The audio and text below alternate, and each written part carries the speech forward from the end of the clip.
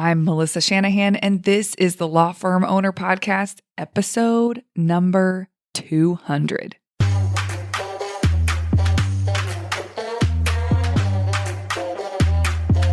Welcome to the Law Firm Owner Podcast, powered by Velocity Work, for owners who want to grow a firm that gives them the life they want. Get crystal clear on where you're going, take planning seriously, and honor your plan like a pro. This is the work that creates velocity.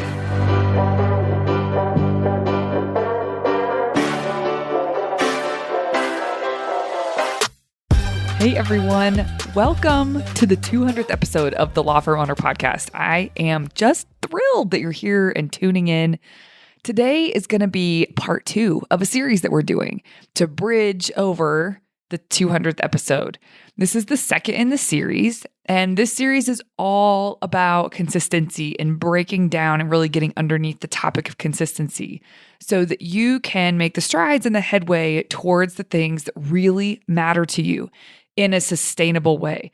Now, last episode, if you haven't listened to it yet, I highly recommend you listen to that before you listen to this episode. It's going to build on that one. That episode was focused on really laying the groundwork for the topic of consistency and letting you sink into the topic so that these subsequent episodes are more useful to you, are more helpful to you because the groundwork has been laid. So go listen to that one if you haven't yet, and then come to this one. Today, we are going to be talking about the order in which you build consistency. There is a way to think about this that will lead to better effectiveness when you are trying to be consistent with something. The best way I think to think about this is that we tend to go out of order because something seems more exciting, which is why we go out of order, when we focus on achieving something. And when you go after a goal of any kind, and so often what we're working with inside of my company is law firm owners with the growth of their firm and how they want to grow their firm, which is unique to them versus the person sitting next to them that also owns a law firm.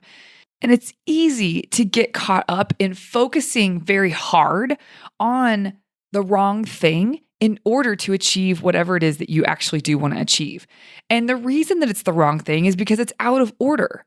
And most of the time, the reason that it's out of order is because the person hasn't done the work to sit down and reverse engineer to figure out what is the next thing that they should be focused on. It's the more foundational thing that they should be focused on, so then it gets them to this new level, and then they can work on the next thing that they should be focused on.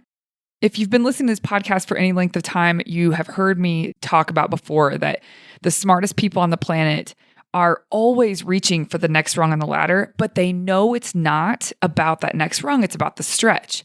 Well, in this case, the way I want you to frame this conversation is to think about people try to reach 3 rungs ahead of them on the ladder. They aren't reaching for the next one. They're reaching for the 3rd one up or the 4th one up, or you get my point. And that is a problem. When you don't reach for the next rung on the ladder, then it becomes very difficult to ever achieve any sort of lasting success. There's an example that I have that I can share with you that's really easy to point to that exemplifies someone reaching for 3 rungs up on the ladder when really if they just would have done the work, then they would have realized that there's something else to be striving for in this moment right now that will bridge them to the next level of success. And so that's easier to stand on that next level of success so that they can reach further, which is law firm owners don't do good enough analysis when it comes to figuring out who to hire next for the legal work part of the firm, specifically is what I'm referring to. And so oftentimes there'll be an attorney, maybe they have an assistant or a paralegal of some kind, but they aren't fully utilizing them. And the next position they choose to hire is another attorney. Very rarely is that the right call. Now, it might be the right call for you in your business, but they don't do the hard enough work or analysis to determine if that's the right call. And so they will hire this very expensive hire to the firm. And yeah, I mean, you expect an attorney to produce, so there's going to be income, there's going to be return on that investment, but it's a bloated next step.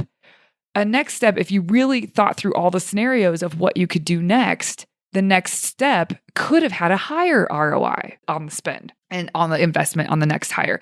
And so most of the time, people don't have enough support staff. When they're just getting started, they'll hire attorneys and they don't have enough support staff. So essentially, it's a very expensive hire when you don't have enough support staff. It's an expensive hire anyway, but it's really expensive when you consider that the return is not as great because they don't have the support they need. So they are actually doing paralegal type tasks too.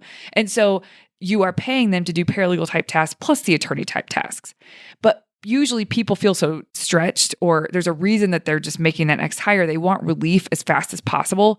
And so they make the attorney hire, when really the smarter move, maybe not easier, but smarter move for long-term success and stability with the growth would be to hire support staff and train them and get things off of your plate that you should not be doing because someone else could do, but you just are used to doing it. And so that would be a better way to go about building a firm for the long game, way of thinking about building a firm.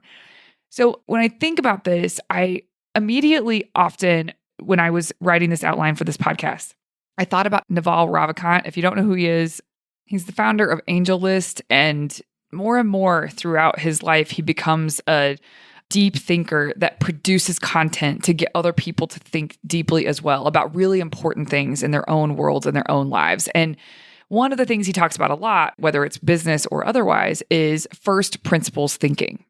First principles thinking is one of the best ways to reverse engineer something complex, and it produces creativity within the thing that you're looking at. Sometimes it's called reasoning from first principles. And the idea is to break down complicated problems into basic elements, and then you reassemble them from the ground up. And it's one of the best ways to learn to think for yourself and unlock potential that you can't otherwise see. And it helps you move from linear results to nonlinear results. It can create these really big leaps towards success that you otherwise can't do without first principles thinking or reasoning from first principles.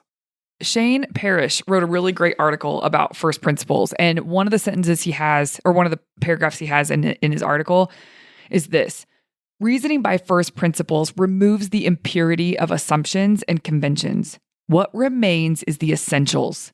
It's one of the best mental models you can use to improve your thinking because the essentials allow you to see where reasoning by analogy might lead you astray. Now, if at first that seems like just a lot of words and you need to think more deeply on it, I totally get it. But let me see if I can help just make this easier to wrap your hands around. When he says reasoning by analogy, you have to think about where you're using reasoning because you see it done somewhere else or because it is done somewhere else. And so I see this happen all the time in forums for law firm owners where someone will give advice and there are so many assumptions and conventions inside of their advice. It is not tailored to that person, and it can't be, because you can't really understand that law firm owner who was asking for advice on something. You can't really see into the nuts and the bolts of the business. You can't see the essentials. So you don't know the best advice to give them. And so even though it's well-intended most of the time, the advice that's being given, this is where you start to run into things where you will make decisions based on the advice given.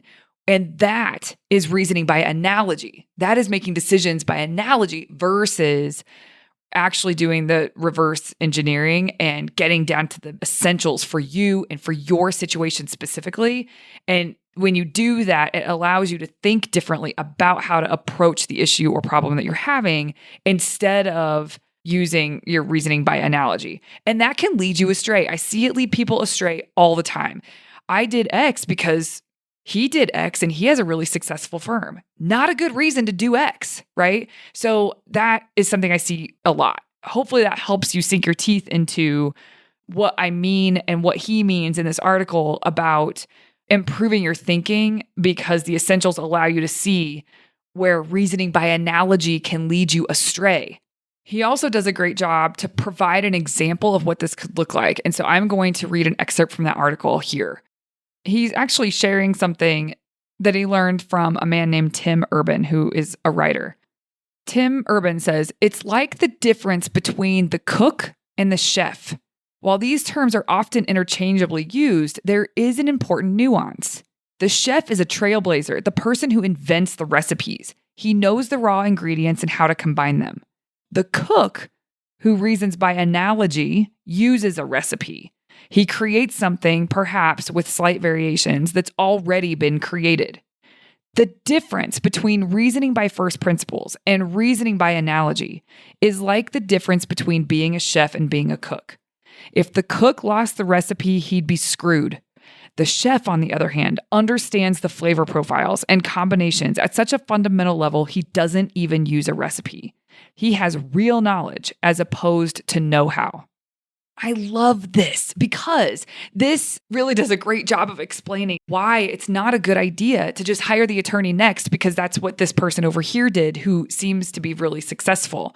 That is reasoning by analogy. And the problem with that is if you're always looking to people outside of you for your answers and you're looking for the blueprint, even if it is done by someone who's extremely successful, it doesn't matter because if they are plucked, then you're going to be screwed. And by the way, you might be screwed anyway because you're making decisions that was good for them. And maybe they did use first principles thinking to build it for their firm. That does not mean that it is the good thing for your firm. And people don't take enough responsibility and dig deep enough to figure out what would actually be the right decision for them and their scenario instead of just following someone else's recipe. So I really liked this, and I thought it showcased really well reasoning by first principles. And the reason I'm bringing it up on this podcast is because that matters when you think about what you're going to go for and show up for and be consistent with or form a new habit with. People choose things that they shouldn't be choosing yet, oftentimes. And it's because they aren't really getting down to the basics and the foundations and the fundamentals. They're skipping ahead. And so the order in which you build and focus on building consistency around something matters. And I know, consistency with hiring an attorney, I hope that this is translating well for you. It's just about what you're deciding to put your focus and your effort on. And people oftentimes don't put their focus and their effort on the right things. And so they end up spinning in circles or they don't make headway nearly as quickly as they could have. If they just would have stopped and come back to the basics and really looked at what was going to have the most impact for them and their situation at that time, that will lead them to sustainable long-term success, they could get themselves to this next level and then they can, from there, make the decision to do the next level thing and the next level thing. But people don't do that. They jump. So going back to the ladder, we talk a lot about that concept of people always reaching for the next rung on the ladder. People who they're out of order with their approach, they are reaching for 4 rungs beyond them when really they just need to reach for the next rung. Another way that I talk about this that you've heard me say on the podcast before is for people who are focused on things that don't make sense, it's out of order. And when you look at their business, it's a mess inside. Now, listen, we are all hot messes on some level, so that's not just a judgment that you should be perfect and nothing should look out of whack. What I am saying is people start to focus on these crazy marketing efforts and campaigns and spending a ton of money on marketing. They don't even know their numbers. They don't have their house in order. They don't know their financials at all, not to the level that they should. Maybe they get a P&L from their accountant once a month or every 3 months, but that's it. That is out of whack. That is out of order. If you're going to throw some big money at something and you're going to spend and put a lot of effort behind something, you better have your house in order. And so that's the same thing. It's like focusing on something that feels like it's the big swing. It feels like it's the right thing to do because you aren't using reasoning by first principles. So that can be a helpful concept when you decide on what you are going to show up for consistently and what you are going to put your effort into. So this does matter with the topic of consistency and building in the right order with consistency so that things are sustainable, so that you are standing on a really strong foundation and you know that you're supported in that next reach, whether it's a fail or not. Building consistency in areas that create stability helps to lay the foundation for growth and progress. It's important to establish routines, habits, disciplines that provide a sense of structure and stability in your life, in your firm, before focusing on consistent effort towards growth and development goals. And if you understand this, then you go in the right order, you will save yourself a lot of grief. It does not mean that you need to move slow. I think they just want to get to the thing that's going to cause the growth. It's not that you have to move really slowly with the consistency and effort and habits and routines and disciplines that are going to create the stability and the foundation before you focus on growth. I mean, that can go quickly. And you would be surprised when you laser focus in on an effort, you will blow your own mind at how fast you get that done. But instead, we focus a little over here, we focus a little over there, and there isn't really consistency among all the things that we want to make headway with. Something wins out, something gets more of our attention, we drop off the other thing. Constraining down, which we talked about in the first of the series, constraining down to decide what you are going to become very consistent around and develop routines, habits, and disciplines around will make everything go so much faster. It'll be richer. It'll be more right. It'll be more correct because you've given it the attention that it deserves to really get underneath that thing and get it set to its new next level. It's the new normal. Consistency creates new normals for yourself. And so if you can focus on the foundation, the basics, then it allows you to move so much more quickly and more streamlined when it is time to focus on consistency for growth, the sake of growth. And all of this is for the sake of growth, but there are certain things that really set a foundation that allow you to grow much more quickly when you decide to put your foot on the gas with things that actually push at growth. If any of you are Andrew Huberman fans, I am. I like his podcast. His podcast is called Huberman Lab. He breaks down highly complex topics down in a way that you can really understand and make headway with. It's usually centered around health of some sort. Anyway, great podcast. But something you'll notice that he often references is that you have to take care of foundational things so that it's easier when it comes time to reaching beyond. And that, to me, is everything that this podcast is trying to sum up. If you don't take care of the foundational things, it's going to be so much harder to reach beyond. But people tend to reach beyond before they've taken care of the foundational things. And so one example of this is for people who take this, weird supplement to help with some specific aspect of health, but they don't get enough sleep. They don't get any sunlight. They don't move their body. They don't have good relationships. Like, none of the foundation for a human to actually be able to function well isn't there. And so all these hacks that people try to do or efforts that they do beyond that, the efforts are futile. But once you get your house in order, so to speak, you are sleeping properly and you do get enough sunlight and you do move your body and your relationships are functional and supportive. That is a new level of a foundation that now you could take yourself to the next level. Now you can optimize. You can't optimize, which is, again, it's pushing at growth and development. That's optimization. You can't optimize if you don't have the foundation in place. I mean, the very definition of optimize is to make as perfect, as effective, or as functional as possible. You can't do that unless you have the foundations in place. So I want you to think about, in your world, what it is that you have tried to create consistency around. And it is worth taking some time to consider. You have a result that you're going for. That's why you want to be consistent with something. So the ultimate result you're going for that you think the consistency will provide, are you wrong about that? Did you skip something? Do you need to, if you reverse engineer backwards, is there something before the current thing you've been focused on creating consistency around that needs to be consistent so that then it's easier to be consistent with the idea that you originally had? And you could go back to what Andrew Huberman talks about, that if these foundations aren't in place, then you're never gonna be getting what you want to get out of these other habits that you're layering on, because you're layering them on a crap foundation. So how can you think one step back, really try to get into reasoning by first principles? You want a certain outcome. You want to be healthier, for example. And it's so much easier sometimes to apply this to you as a human than it is to business. So that's why we're starting here. How can you apply this to, if you want to be healthier, you've been trying to exercise 5 times a week, but your sleep is crap. You are eating like crap. You're not giving your body what it needs to maintain at just a functional, normal level. And if you did that, then it would be so much easier to stay on track with your exercise, because your body is supported in a way that allows you to have the energy to actually do the 5 times a week, and you're not depleting from something that there's just not a good foundation on.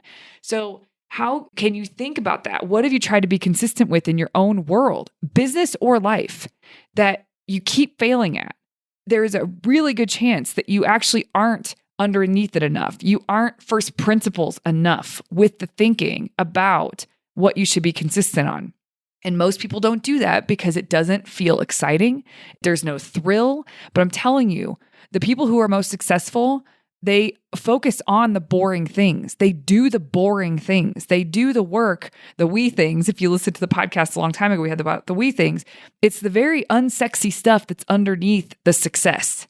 And are you not focusing deep enough in that realm yet so that you can create a foundation that is strong, so that when you then decide to reach for the next thing, you have a strong foundation that you're standing on that allows you to get consistent with the new thing so much more quickly. You will save time if you back up and think about the order in which you are trying to shoot for consistency with things. Are you focusing on a foundational level thing? Is the foundation in place? Really? Is it solid? And then you can focus on the growth aspects of things, the optimization level, and apply consistency to something that will give optimization. If you are shooting for consistency with optimization, back it up. And if you're failing at that, if it's just not working, you can't stick with it, it's really tough, back it up and think about, where do I need to be more consistent just at a basic level? Because if I can do that, then I set myself up for playing a different game. And really, that is what all this boils down to, is playing the long game. You are not playing the long game if you're going for optimization and consistency and showing up for something that it feels more exciting. You could see the short-term wins, but it doesn't last. So where can you back up your focus and shift your focus a notch back or 10 notches back to something that will really pay off? The payoff is big. Often this comes in the form of delayed gratification. People want instant gratification, so they focus on things that will give them this dopamine hit right away. But the truth is, where do you need to back up and just get it right in terms of the order in which you are seeking consistency? And that will pay off so much better for you in the long run. You know, I have shared on this podcast that I have been focused on team and leadership, team dynamics inside of velocity work. I've had Tara Gronoft on the podcast, and I've been very transparent that in so many ways I feel like a beginner with this. And it's because I have never really relied on other people to get the results that I want to get. And I imagine many of you can relate to this. If I want something, I find a way to get it done, and I know I can rely on myself. So I do not need to trust other people to get the results that I want. That's how I've operated up until I had my own company. When you have your own company, you can't do it all. And so you have to instill trust in other people. This is a new journey for me, new territory for me to actually trust other people. And by the way, we'll talk about this with Tara. The working definition of trust that she uses, which is from Charles Feltman's book, The Thin Book of Trust, is choosing to risk making something you value vulnerable to another person's actions. Choosing to risk making something you value vulnerable to another person's actions. Okay, so in this instance, my business is something I value. My clients, something I value. Vulnerable to their actions, my employees' actions. And that's what all of you do. If you have a team member, that is what you do too. And that is really scary. And so what I'm learning is, the reason I'm sharing this here is that it would be so much easier for me to just focus on hiring and training, hiring and onboarding. That is the game I was playing. And I had this realization that no. I need to back up. Like, reasoning by first principles means that I have got to think differently about the growth of this company as it pertains to team. And so in doing that, now my focus is not just on hiring and onboarding. I do want to do a great job with that. And we've made some strides there. But my focus has to be to show up and get the help that I need and the support that I need in order to gain a skill set that I did not currently have. So I had to back up, because I was wondering what was going wrong. I was wondering where I was feeling frustration. Even though I'm hiring, I'm paying competitive wages. I think our company's great to work for. Everyone that comes in our company is really excited to be here. But still somehow there's this level of frustration and this level of distrust between me and the team, and realizing, whoa, it's not about hiring the right people. It's about fixing the way that I lead. And I have to do that. So now, this all happened because of reasoning by first principles.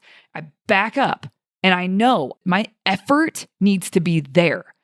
Once I get there and I know and I trust my leadership abilities, then it creates this stability and this foundation for hiring and for training in the future, that no matter how well I hire in the future and no matter how well I train them in the future and onboard them, if my leadership abilities are not up to par, those efforts are futile.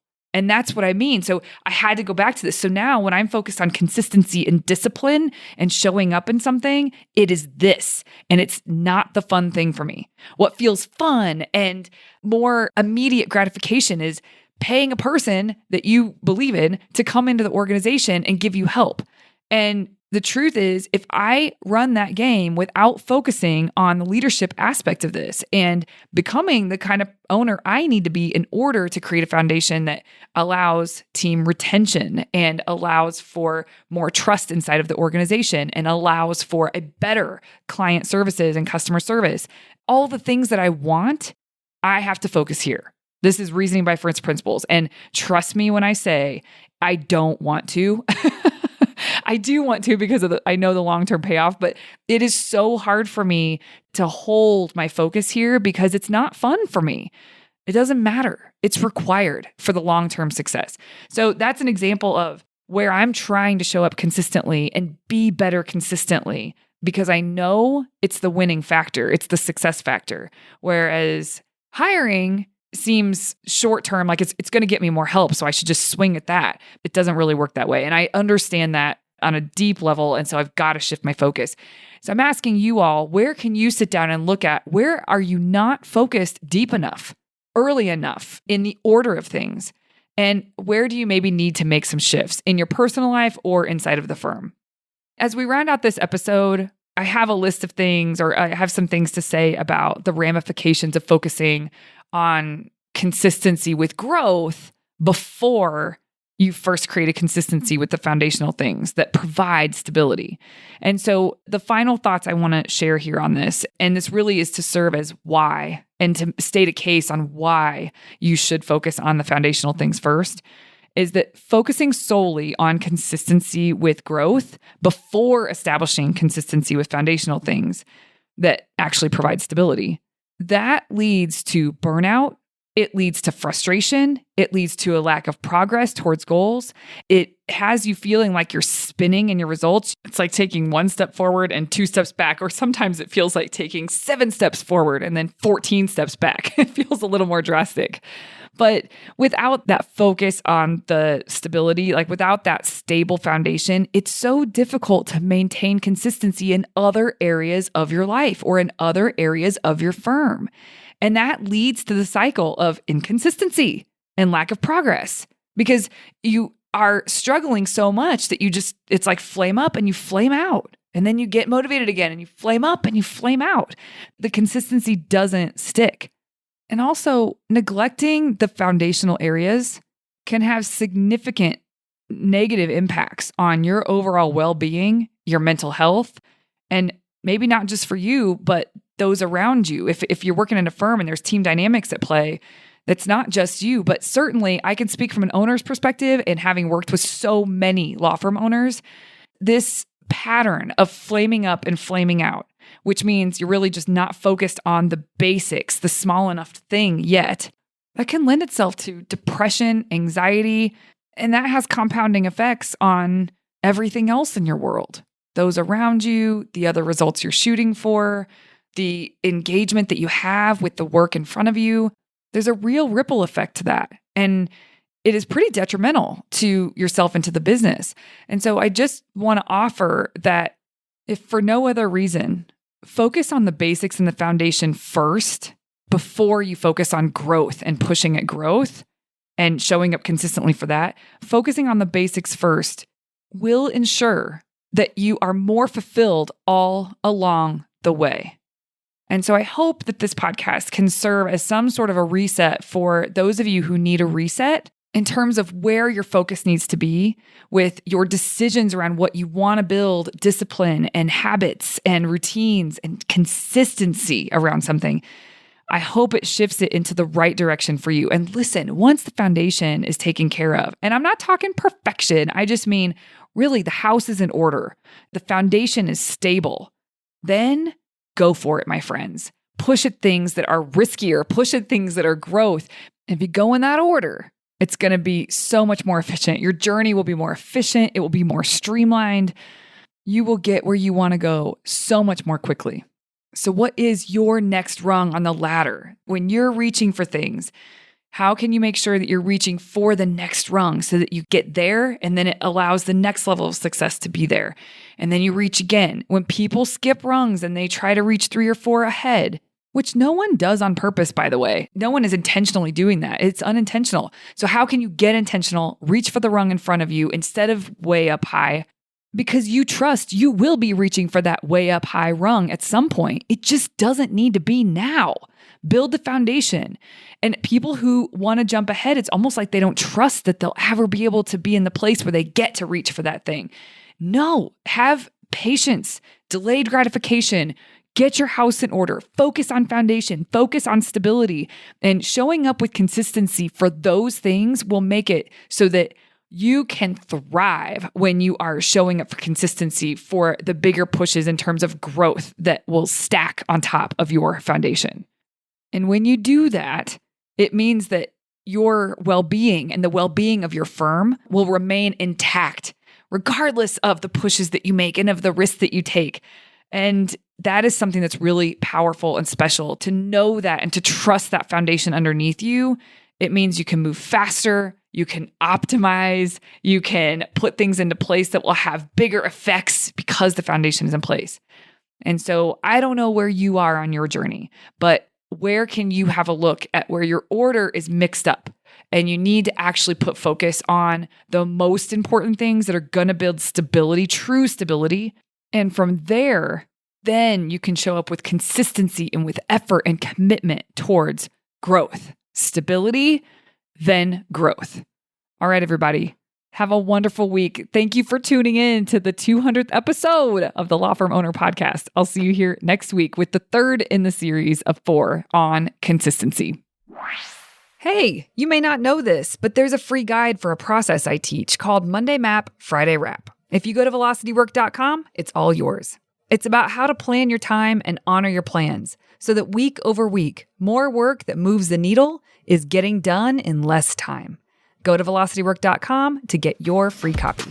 Thank you for listening to the Law Firm Owner Podcast. If you're ready to get clearer on your vision, data, and mindset, then head over to velocitywork.com where you can plug in to quarterly strategic planning with accountability and coaching in between. This is the work that creates velocity.